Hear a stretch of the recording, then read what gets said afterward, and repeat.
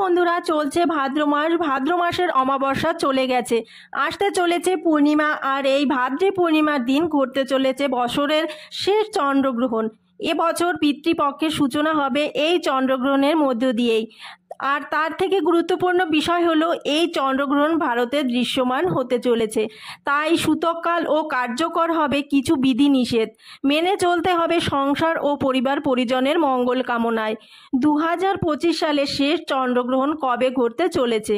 চন্দ্রগ্রহণের পূর্ণাঙ্গ সময়সূচি পঞ্জিকা অনুসারে ভাদ্রী পূর্ণিমা বা ভাদ্র মাসের পূর্ণিমা কখন শুরু হচ্ছে বা কখন শেষ হচ্ছে, সূতককাল কখন শুরু হবে, কোথায় কোথায় দেখা যাবে এই গ্রহণ, সূতককালে আপনারা কি করবেন কি করবেন না, গর্ভবতী মহিলারা কি কি সতর্কতা অবলম্বন করবেন, সবটাই জানাবো এই ভিডিওর মাধ্যমে।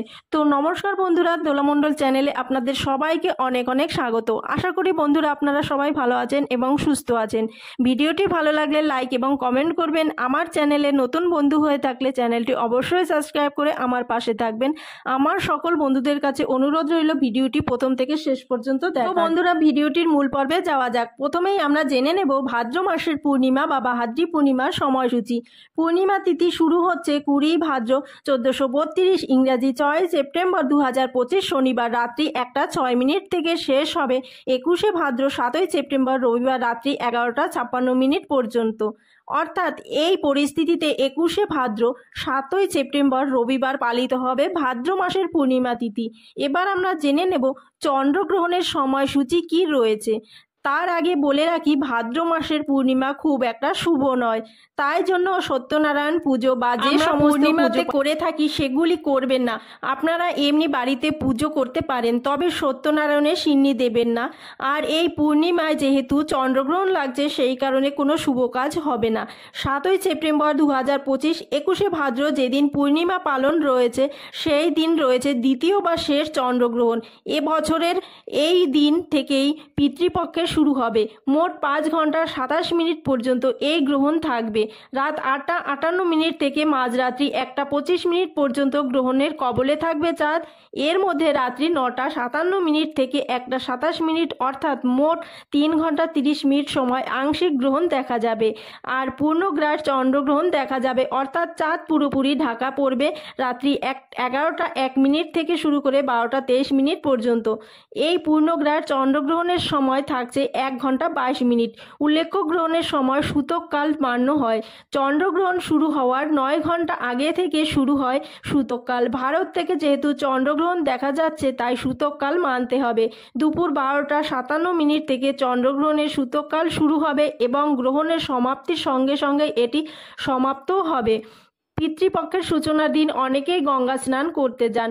যারা গঙ্গা স্নান করতে যাবেন তাদের জন্য শুভ সময় থাকছে, অর্থাৎ গঙ্গা স্নানের শুভ সময় ভোর 5টা 35 মিনিট থেকে শুরু করে সকাল 11টা 50 মিনিট পর্যন্ত। এবার জেনে নেওয়া যাক কোথায় কোথায় দেখা যাবে এই গ্রহণ। ভারত ছাড়াও ইউরোপ, সম্পূর্ণ এশিয়া, অস্ট্রেলিয়া, নিউজিল্যান্ড, আফ্রিকা, উত্তর আমেরিকার পশ্চিমাংশ, দক্ষিণ আমেরিকার পূর্বাংশ এই গ্রহণের দেখা যাবে। ইউরোপের প্রায় সমস্ত দেশ যথা ইংল্যান্ড, ইটালি, ফ্রান্স, জার্মানি এই গ্রহণ দেখা যাবে। সূতককালের সূচনা থেকে গ্রহণ সমাপ্ত হওয়া পর্যন্ত বিশেষ কিছু নিয়ম মেনে চলতে হয়। এই সময় স্নান, দান, মন্দিরে পূজা অর্চনা ইত্যাদি করা উচিত নয়, তবে মনে মনে মন্ত্র জপ করতে পারেন। সূতককালে দেবমূর্তি স্পর্শ করবেন না। এই সময় খাদ্য গ্রহণ করা উচিত নয়। তবে গর্ভবতী মহিলারা, বয়স্ক ব্যক্তি বা বাচ্চারা ফল বা লিকুইড টাইপের খাবার কিছু খেতে পারেন। সূতক শুরু হওয়ার আগে খাবার জিনিসে তুলসী পাতা দিয়ে ঢেকে রাখতে হবে। গ্রহণ শেষ হওয়ার পর স্নান করে পুজো করুন।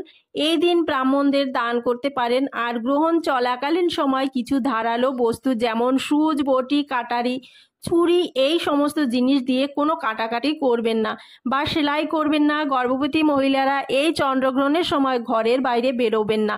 যে সমস্ত অন্যান্য ব্যক্তি রয়েছেন বাড়িতে তারাও ঘরের বাইরে না বেরোলে ভালো। এই সময় ভ্রমণে যাওয়ার কোনো রকম পরিকল্পনা করবেন না। তো বন্ধুরা, আজকের ভিডিওটি এই পর্যন্ত। আপনাদের চন্দ্রগ্রহণ বিষয় জানার থাকলে তবে অবশ্যই কমেন্ট করতে পারেন।